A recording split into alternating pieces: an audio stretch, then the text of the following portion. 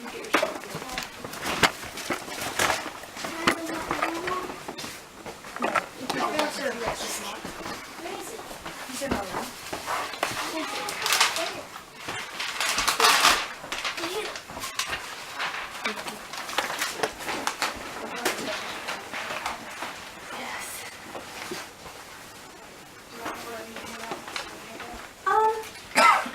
You can give them these things. Yeah. Peter, you ready? Mm-hmm. I'm already recording. Yes. That's interesting. I have to cheat and use this Bible here. The Lord is my light and my salvation. Whom should I fear?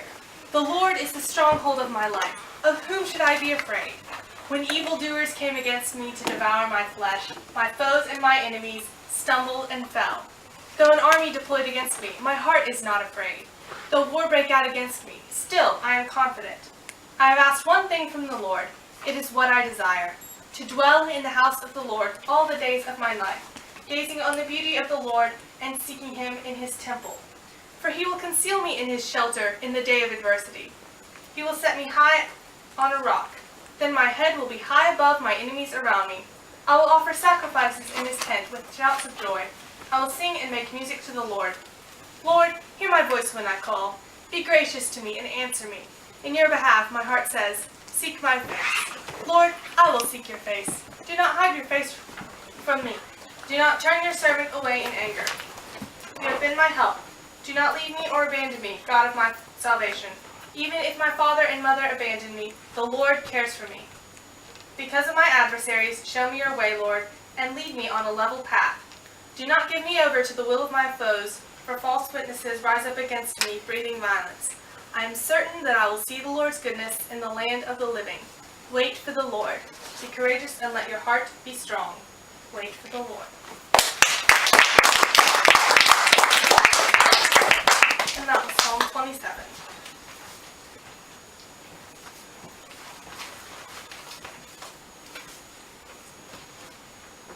The Listeners, by Walter de la Mare. Is anybody there? Said the traveler, knocking on the moonlit door, and his horse in the silence champed the grasses of the forest's ferny floor. A bird flew up out of the turret above the traveler's head, and he smote upon the door again a second time. Is anybody there? He said. But no one descended to the traveler. No head from the leaf-fringed sill leaned over and looked into his gray eyes, where he stood perplexed and still. But only a host of phantom listeners that dwelt in the lone house then stood listening in the quiet of the moonlight to that voice from the world of men. Stood thronging the faint moonbeams on the dark stair that goes down to the empty hall, hearkening in an air stirred and shaken by the lonely traveler's call. And he felt in his heart their strangeness, their stillness answering his cry, while his horse moved, cropping the dark turf beneath the starred and leafy sky. For he suddenly smote on the door even louder and lifted his head. Tell them I came, and no one answered, that I kept my word, he said. Never the least stir made the listeners, though every word he spake fell echoing through the shadowiness of the still house from the one man left awake. Aye, they heard his foot upon the stirrup, and the sound of iron on stone, and how the silence surged softly backward when the plunging hoofs were gone.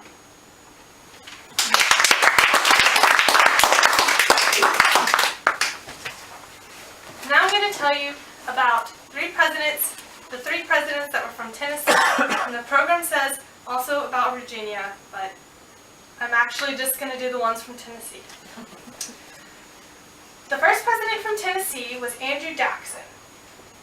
In 1802, Jackson became a major general of the Tennessee Army, though he didn't actually fight until 1812, during the War of 1812. During the war, Jackson's steadfastness earned him the nickname Old Hickory. Jackson was elected the 7th President of the United States in 1829 and served until 1837. He was responsible for the Indian Removal Act, more commonly known as the Trail of Tears. Thousands of Indians died. Jackson also completely paid off the national debt when he was in office. James Polk was the second president from Tennessee. In 1845, he was elected the 11th president of the United States. His term lasted until 1849. Texas had recently become its own state, and Mexico was very upset about that, so Polk began the Mexican War. During his presidency, Polk also settled an agreement about territory out west, ensuring United States ownership of Oregon and California. Polk unfortunately died just a month after his presidential term ended. Andrew Johnson, the third president, was elected the vice president of Abraham Lincoln during the Civil War and president after Lincoln was assassinated. He served as president from 1865 to 1869 and was the 17th president of the United States. One interesting note, Lincoln was a Republican, but Johnson was a Democrat. During the Civil War, Lincoln appointed Johnson as military governor of Tennessee. After the war, Johnson's main priority was to heal the United States and knit the North and South back together. Unlike Lincoln, he did not pay as much attention to the freedom and rights of blacks. In fact, he even opposed laws guaranteeing their freedom. That's the end.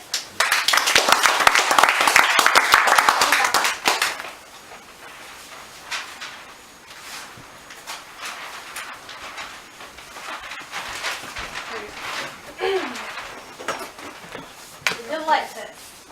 Higher.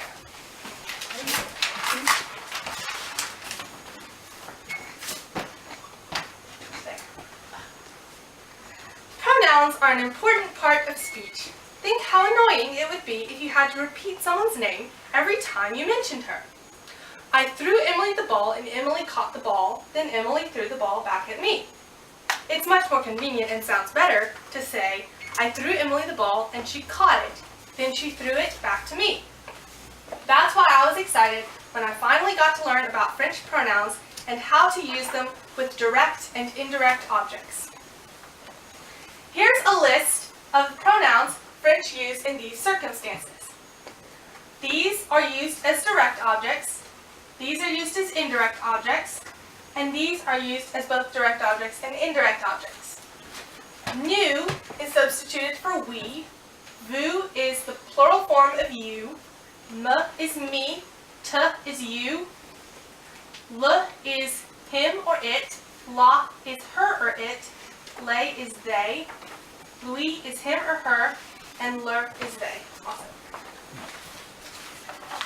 This is an example of the sentence I will use to illustrate how to substitute pronouns for direct and indirect objects.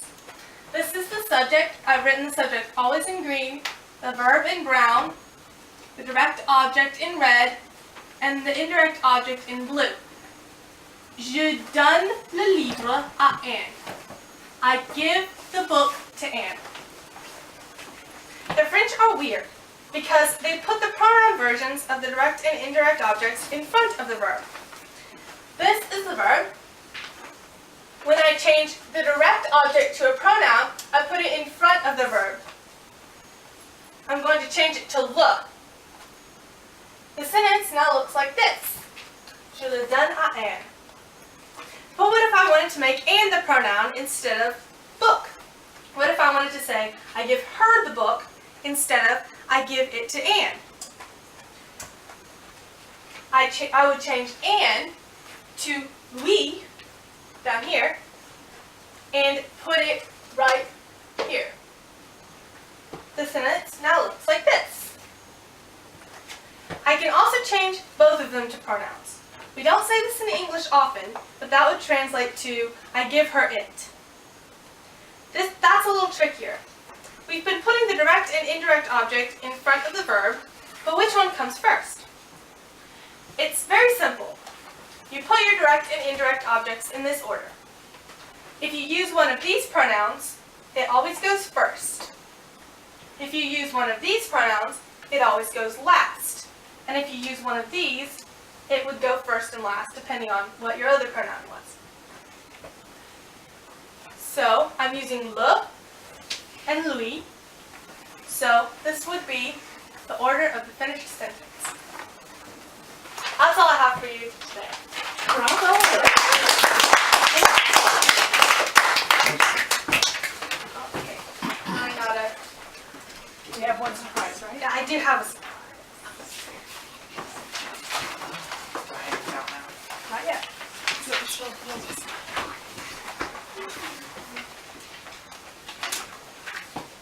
Bonjour, je m'appelle Sylvie.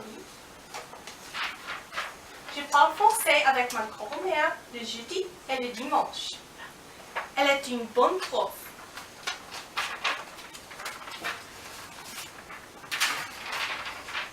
J'aime écrire des histoires. La semaine dernière, j'ai écrit une histoire en français. Je n'ai pas fini.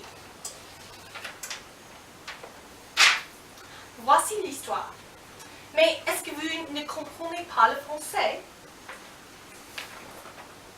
Pas de problème. J'ai écrit l'histoire en anglais aussi.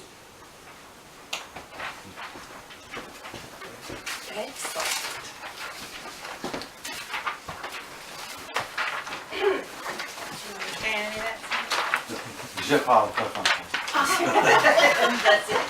That's all. Really good. Oh, that was really weak. Anyway, so I'm going to read I'm going to read the part I've written in French. And I finished the rest of it in English in case you wanted to know what happens next. But this is really supposed to be a present for Nick Carey. Oh, nice, yes. Mes éléphants. Bonjour, je m'appelle Anne-Marie et j'ai une histoire horrible. Samedi soir, mes parents ont dit Anne-Marie, nous dînons au restaurant et nous voulons que tu regardes ton frère. Oh oui, j'ai dit, vous pouvez me payer 5 €. D'accord, et mes parents sont partis. Mon frère est très bête et j'ai pensé, pas de problème. Et pour 10 minutes, je n'ai pas eu de problème. Et puis, j'ai ouvert la fenêtre et j'ai vu la cirque. La cirque ont passé dans ma rue. Ah la vache, j'ai dit, viens ici, Robert, viens ici. Mon frère s'appelle Robert. Nous avons couru à la rue voir des animaux. Nous avons vu des grands girafes, des drôles clowns et le meilleur, 2 éléphants. Les éléphants ont été derrière les autres animaux. J'ai couru à les éléphants. Un garçon a conduit les éléphants. Ah, monsieur, j'ai dit, vos éléphants sont très fantastiques. Oui, il a dit, mais je ne l'aime pas. Je ne les aime pas. Je le lave, je le conduis, je le donne des nourritures, je dois travailler tout le temps. J'ai une bonne idée, j'ai répondu. J'ai un petit frère. Si vous me donnez tes éléphants, je vous vais donner mon frère, non? Le garçon a pensé. Mais mes éléphants dansent. Ils jouent avec des ballons. Mon frère joue avec des ballons tout le temps. Robert est venu à moi. Est-ce qu'il est mignon? Vous avez raison, il a dit. Voici les éléphants. That is That's good.